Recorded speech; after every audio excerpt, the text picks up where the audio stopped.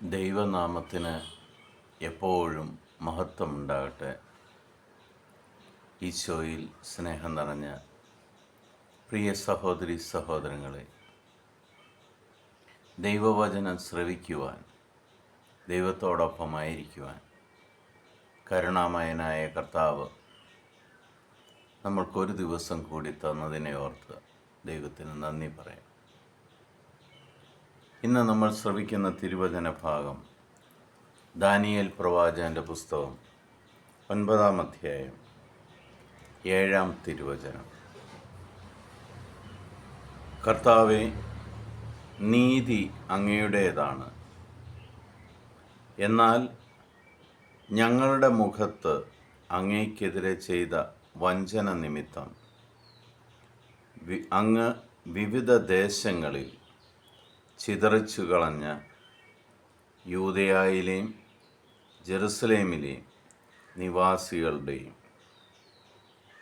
സമീപസ്ഥരും ദൂരസ്ഥരുമായ Israel ജനത്തിൻ്റെ മുഖത്ത് ഇന്ന് കാണപ്പെടുന്നത് പോലെ ലജ്ജയാണ് നിഴലിക്കുന്നത്.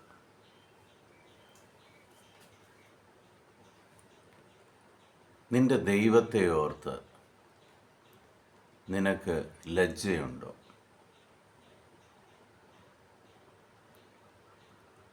ഉണ്ടെങ്കിൽ ഇന്ന് തന്നെ ദൈവസന്നിധിയിൽ മാപ്പ് ചോദിച്ച് ആ ദൈവവുമായി രമ്യപ്പെടേണ്ട സമയമായി.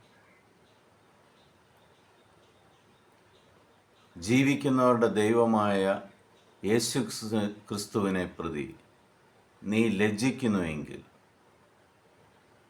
നീ ദൈവവുമായി വളരെ അകലെയാണെന്ന് മനസ്സിലാക്കുക.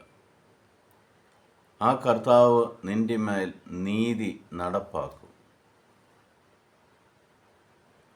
അതിനു മുമ്പ് തന്നെ ആ ദൈവത്തോട് മാപ്പ് ചോദിച്ച് ആ ദൈവവുമായി രമ്യപ്പെടേണ്ട സമയമായി.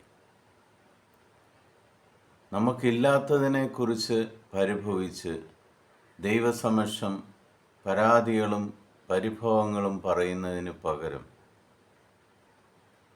ഞാൻ എൻ്റെ ദൈവത്തെക്കുറിച്ച് പറയുവാനോ ആ ദൈവനാമം പങ്കുവയ്ക്കുവാനോ ഒരു നിമിഷമേലും ലജ്ജിക്കുന്നുണ്ടെങ്കിൽ ഞാൻ എൻ്റെ ദൈവത്തിൽ നിന്നും അകന്നു നിൽക്കുകയാണെന്ന് മനസ്സിലാക്കുക. ആ ദൈവം എൻ്റെ മേൽ നീതി നടപ്പാക്കും. അതിനു മുമ്പ് തന്നെ ഞാൻ ദൈവവുമായി രമ്യപ്പെടും എന്ന് ഉറച്ച് തീരുമാനിക്കുക. പിതാവായ ദൈവത്തിൻ്റെയും പുത്രനായ യേശു ക്രിസ്തുവിൻ്റെയും പരിശുദ്ധാത്മാവിൻ്റെയും കൃപയാലും കരുണയാലും അനുഗ്രഹത്താലും ദൈവവുമായി രമ്യപ്പെട്ടുകൊണ്ട് ജീവിക്കുന്നവരുടെ ദൈവമായ യേശു ക്രിസ്തുവിൽ ലജ്ജിക്കാതെ, ദൈവവചനത്തിൽ ലജ്ജിക്കാതെ ആ ദൈവത്തോടൊപ്പം ജീവിക്കുവാൻ, ദൈവാനുഗ്രഹം നേടുവാൻ, ദൈവകരുണയിൽ ആശ്രയിക്കുവാൻ ദൈവം നിങ്ങളെല്ലാവരെയും യേശു ക്രിസ്തുവിൻ്റെ നാമത്തിൽ അനുഗ്രഹിക്കട്ടെ എന്ന് പ്രാർത്ഥിക്കുന്നു.